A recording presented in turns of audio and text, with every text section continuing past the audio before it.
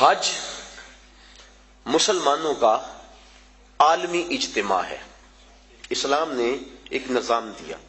محلے کی سطح پہ مسلمانوں کا اجتماع نماز با جماعت ہے، علاقے کی سطح پہ مسلمانوں کا اجتماع جمعۃ المبارک ہے، شہر کی سطح پر مسلمانوں کا اجتماع عیدین ہے، اور عالمی اجتماع حج ہے۔ یہ ترتیب ہے اسلامی نظم کی اور اسلامی اجتماعیت کی۔ حج مسلمانوں کا عالمی اجتماع ہے، اور عرفات کی حاضری حج کے بنیادی اراکین میں سے ایک رکن ہے۔ تو عرفات کے اندر یوم حج کو خطبہ دیا جاتا ہے جس کا سننا مسنون ہے۔ تو خطبہ حج کے اندر مسلمانوں کے عالمی اجتماع کو امام حج امیر حج کا منصب ہے کہ جو مسائل درپیش ہیں ان مسائل کی روشنی کے اندر ان کی رہنمائی کریں۔ حضور نبی رحمت صلی اللہ علیہ وآلہ وسلم کا خطبہ حج ہمارے سامنے ہے۔ اس وقت جو حالت ہے مسلمانوں کی وہ کسی سے مخفی نہیں، اور حج کے موقع پہ چاہیے تو یہ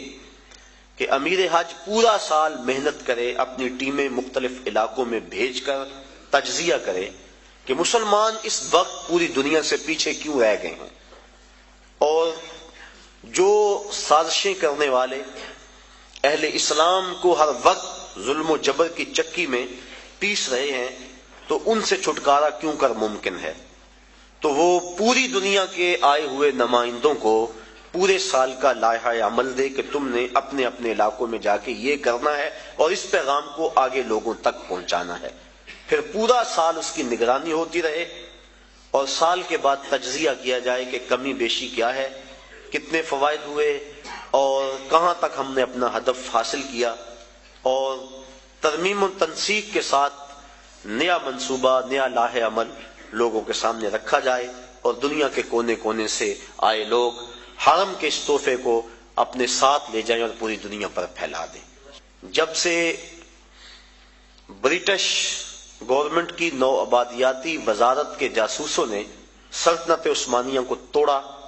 اور اسلام کی اجتماعیت پر چرکا لگایا، تو اسلام کا یہ جو نظام ہے یہ کافی حد تک کمزور پڑ گیا۔ علامہ اقبال پھوٹ پھوٹ کے روئے تھے، دیکھ مسجد میں شکست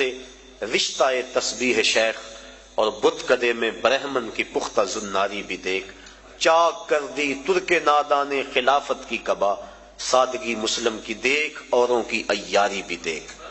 یہ ایک الگ دکھڑا ہے، الگ کہانی ہے کہ مسٹر ہیمفر کس طرح یہاں داخل ہوا اور کس طرح سلطنت عثمانیہ کو توڑنے کے لیے اس نے کن کن لوگوں کو خریدا، کیا کیا ہوا، اور پیچھے کون کون سے جبہ و دستار والے لوگ تھے، اور پھر خلافت کی رہی صحیح جو ساکھ موجود تھی وہ ساکھ بھی ختم کر دی گئی۔ ورنہ یہ حال اس وقت جو امہ کا ہو رہا ہے، اگر سلطنت عثمانیہ موجود ہوتی تو جو بھی حالت تھی کم از کم یہ حالت اس وقت امہ کی نہ ہوتی۔ تو یہ باقاعدہ منصوبہ بندی کے ساتھ ایسا کیا گیا، اور اس وقت ہم پوری دنیا میں 56 ملکوں میں اور مختلف گروہوں، زبانوں، نسلوں، فرقوں میں بٹے ہوئے ہیں، اور ہماری طاقت یکجا نہیں ہو پا رہی،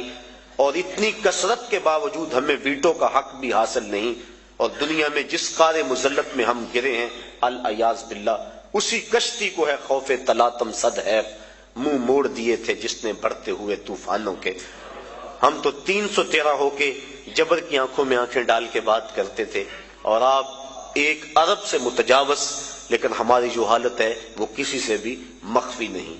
کابل میں، کندھار میں، تکریت میں، موصل میں، بغداد میں، القدس میں، کشمیر میں، آذربائیجان میں، بوسینیا میں، کسووا میں، جہاں بھی دیکھے مسلمانوں کا ہی خون بکھرا ہوا ہے، لہجہ پھٹتا ہے، دل زخمی ہوتا ہے۔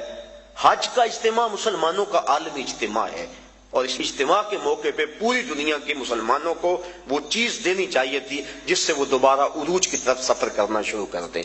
اقبال علیہ الرحمہ نے ایک بڑی خوبصورت بات کہی، وہ کہتے ہیں اقبال کوئی پوچھے یہ زائرین حرم سے، اقبال کوئی پوچھے یہ زائرین حرم سے، کیا حرم کا تحفہ زمزم کے سوا کچھ اور نہیں؟